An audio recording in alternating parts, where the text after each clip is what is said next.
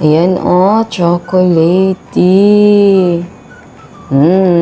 Gagawa tayo ng Choco Lanay or Chocolate Filled Donuts. Or pwede mo din itong tawaging Chocolate Mojako Donuts. Sa hindi nakakaalam, ito ay trending before, siguro mga 5 years ago. At dahil gumagawa tayo ng donuts ngayon, na-miss ko siya. Kaya sabay-sabay tayong gumawa nito.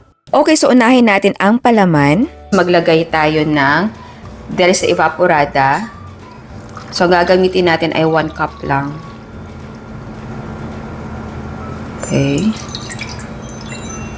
Maglagay tayo ng white sugar, cocoa powder unsweetened, milk powder, konting asin, and cornstarch. And maglagay din tayo ng konting instant coffee powder. Ayan. Nakapatay na muna yung apoy ha. Tunawin na muna natin yung cornstarch bago natin buksan yung ating apoy. Kapag natunaw na yung ating cornstarch, buksan na natin yung apoy. At lutuin natin ito until maging malapot yung ating mixture. So, continuous lang yung paghahalo ha, para hindi siya mamuo. Okay. Stick na siya. Ayan o. So, ngayon maglagay tayo ng margarine. Pwede gumamit ng butter. Tapos, i-mix natin ito until incorporate siya sa ating mixture. Tapos, ay palamigin na ito. Okay, para sa chocolate dough natin, meron tayong all-purpose flour. Lagyan natin ng cocoa powder. Ito ay unsweetened. Instant dry yeast. Asukal. Mix muna natin to. Next ay maglagay tayo ng gatas. Ito ay evaporated milk. Tapos, konting asin at itlog. Attach natin yung dough hook natin. Ayan. Pwede mo naman siya masahin sa kamay, pero syempre, mas madali kung magamit ka ng mixer. I-knead natin ito until maging slightly elastic na siya. Ayan, kapag ganito na, nag-form na yung ating dough at slightly elastic na siya, maglagay na tayo ng margarine. And yes, pwede gumamit ng butter kung butter lang available sa inyo. Tapos, continue natin siyang i-knead until maging smooth at elastic yung ating dough. Siguro mga 10 minutes pa. So, check natin mamaya. Pero kung napansin nyo na after 15 minutes ay hindi smooth ang dough at madaling mapunit, ibig sabihin ay kulang sa liquid or gatas ang dough. Dahil yan sa cocoa powder, madali kasi mag-absorb ng moist ang cocoa powder. So magdagdag lang kayo ng gatas, 1 tablespoon at a time. Huwag agad damihan ang paglagay dahil baka sumobra naman. Tapos i-knead ito ng another 5 minutes. Ayan. Okay. So ngayon ay ayusin lang natin yung ating dough. Okay, sa same bowl, mag-lightly grease tayo dito.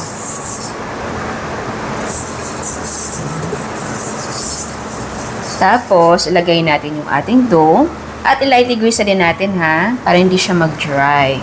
And then, takpan natin to. At i-rest natin ng mga 45 minutes. And, ayan, after 45 minutes, eto na yung ating dough. So, i-punch down natin siya para ma-release ang kanyang gas. Ayan. So, ayusin na natin to. Tapos, i-divide natin ito into 10 equal parts. Ayan. So, ngayon ay i-cut natin ito into 10 equal parts. Again, kung gusto nyo na magkapareho yung timbang, gumamit kayo ng timbangan. Ito ay eyeball ko lang ha.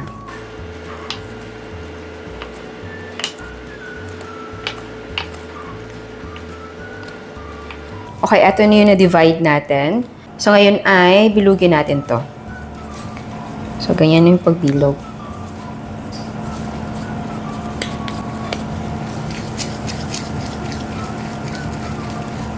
Yan. Tapos, i-flat natin yan.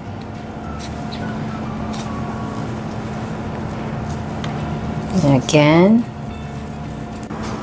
And, eto na po. So, ngayon ay pwede na natin siyang prituhin. Ayan, mainit na yung ating mantika. So, i-deep fry na natin yung ating mga dough.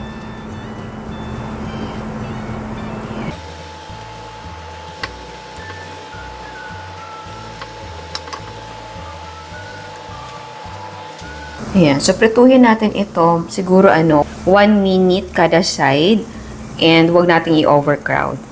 Ayan. Ayan. So, baliktarin na natin.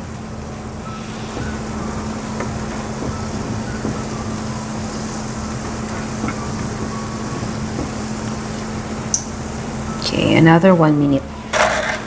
Ayan. So, okay na siya. So, ngayon ay hanguin na natin to.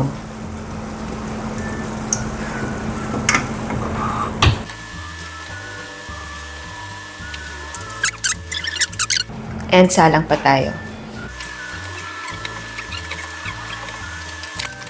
Okay, kapag malamig na yung ating donuts ay butasan na natin siya para malagyan natin ng palaman. So, i-wiggle mo lang sa loob para malaki yung space natin. Ayan. Okay, so maglagay na tayo ng palaman sa ating donuts. So, i-divide lang natin yung ating palaman into 10 equal parts. Okay, next, gawa tayo ng glaze. So, meron tayong powdered sugar dito. Lagyan natin ng evaporated milk. Ayan. I-mix natin. Ayan. Next naman ay yung ating milk and chocolate na coating. So, meron tayong powdered milk, Bear Brand ang gamit ko, cocoa powder, unsweetened, white sugar. Mix natin yan. Again, yung iba gumagamit ng skimmed milk. Pero kasi, yung lasa nun parang hindi na masyadong obvious na gatas. Alam mo yung kapag sanay ka sa gatas na malinamnam. Okay, so next natin gagawin ay i-coat na natin yung ating mga donuts. So, una i-coat natin siya sa ating glaze. Ayan. Next ay i-coat natin siya dito sa ating milk and chocolate na powder. Ayan. Ayan, so tikman na natin. Kuha tayo ng isa. Ayan siya. Gusto niyo makita? Alright. Ayan. Wait. Ooh. Ayan, oh. Chocolatey. Ang bango talaga. Alam mo yung mga amoy ng donuts natin? Even yung isa. Alam mo, pumasok ka ng pastry shop. Ganun. Okay, tikman na natin to.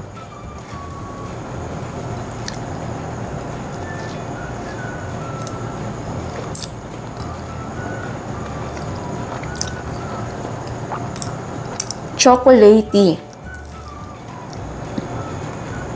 Pero, salam. Chocolatey, pero hindi siya sobrang tamis. Pero kung sweet tooth talaga kayo, tapos gusto nyo yung tsokolate nyo ay, o yung palaman nyo ay matamis, yung sugar, pwede nyo gawin na 3/4 cup. Ito lang kasi, ang ginawa ko dito, 1/3 cup lang. So, kung gusto nyo na yung matamis na matamis, pwede nyo gawin 1/2 cup or 3/4 cup. Pero para sa akin, tama yung tamis niya. Ewan ko lang siguro sa edad. Siguro kapag nag-reach ka na sa particular na edad, parang ayaw mo na yung sobrang tamis. So, for me, okay siya sa akin. Yum. At yung coating natin, hindi siya mapaita kasi di ba unsweetened na cocoa powder yung ginamit natin. O nga pala, ang brand na gamit ko ay JB15. Before, ang gamit natin, kung naalala nyo, Bensdorp. Pero syempre, si Bensdorp ngayon ay medyo mahal na. So, JB15 ako ngayon. Pero of course, kung may Bensdorp kayo or paborito nyo ng mga cocoa powder, pwede nyo gamitin. Kahit ano naman pwede na brand. Sarap. At ang lambot ng tinapay natin. Perfecto sa kapag nagti-tea ka or coffee. Merienda, breakfast, pwede. Oh my God. Nauubos ko na. Teka lang. Gusto ko pa. Harap. So, ito yung inspired sa Chocolanay. Yung first na ginawa ko na, di ba, super trend na Chocolanay before. Maraming gumawa. Yung first na gawa ko nito, ang ginamit ko na palaman na tsokolate natin ay chocolate ganache.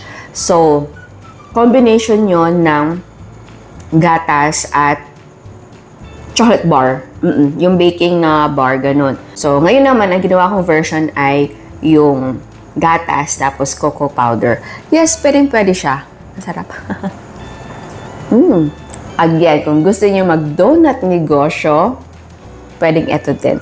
So, ayan, sana nagustuhan niyo ang recipe natin ngayon. Ciao! Sa mga hindi pa nakasubscribe, please subscribe sa ating YouTube channel and please click the notification bell and please click all para ma-notify kayo sa lahat ng uploads.